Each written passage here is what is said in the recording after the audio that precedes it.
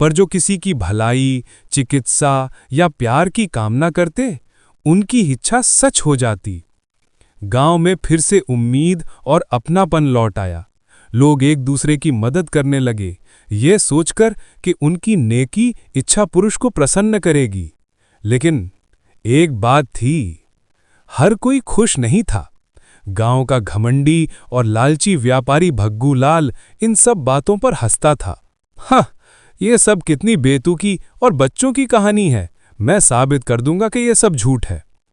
एक रात जब पूरा चांद आसमान में था, वो सोने का थैला लेकर चुपके से आम के पेड़ के नीचे पहुंचा। वो हंसते हुए बोला, इच्छा पुरुष, अगर तू सचमुच है तो मुझे पूरी दुनिया का धन दे। कुछ पल सन्नाटा रहा, फिर धप, एक आम उसके सिर पर गिरा। उसने सिर मुलते हुए कहा, मजाक मत कर, मैंने सोना मांगा था। तभी एक और आम गिरा, फिर एक और फिर दर्जनों आम उसके ऊपर से बरसने लगे जैसे छोटे पत्थर की बौछार। अरे रुको, बस करो, बस करो, वो चिल्लाया। कीचड़ में फिसल गया, उसका सोने का थैला गिर पड़ा। सुबह जब गांव वालों ने देखा तो भग्गू लाल आम के गूदे में लिपटा पड़ा था। उसके सिर पर एक आम फंसा हुआ और बुदबुदा रहा था, कभी कभी जादुई पेड़ को लात मत मारना। उस दिन के बाद किसी ने भी इच्छा पुरुष का मजाक नहीं उड़ाया। लेकिन सबसे प्यारा पल तब आया जब वो बच्चे जो रवि के जादू से हंसते थे, फूल लेकर पेड़ के पास आए। वो चुपचाप बैठे और धीरे से बोले, इच्छा पुरुष, हमें मिठाई या खिलौने नहीं चाहिए, हम बस आपकी मुस्कान फिर से देखना चाहते हैं।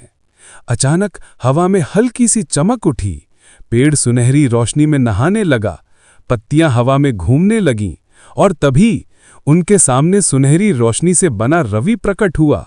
मुस्कुराता हुआ, उसका पुराना लाल कोट सूरज की तरह दमक रहा था। मेरे नन्हे सितारों, तुमने मुझे पहले ही मुस्कुरा दिया है। हर बार जब तुम हंसते हो, हर बार जब तुम किसी की मदद करते हो, हर बार जब तुम दयालु बनते हो, यही असली जादू है। बच्चों ने हाथ बढ़ाया, पर रवि की छवि सुनहरी रोशनी में बदलकर विलीन हो गई। पेड़ के आम चमक उठे और छोटे छोटे सुनहरी पक्षियों में बदलकर वो उड़ते हुए आसमान में फैल गए, जैसे सितारों का त्योहार। गांव वाले जो ये दृश्य देख रहे थे, आंखों में आंसू और दिल में शांति भर गई। उस दिन से वो पेड़ मांगने की नहीं बल्कि देने की जगह बन गया।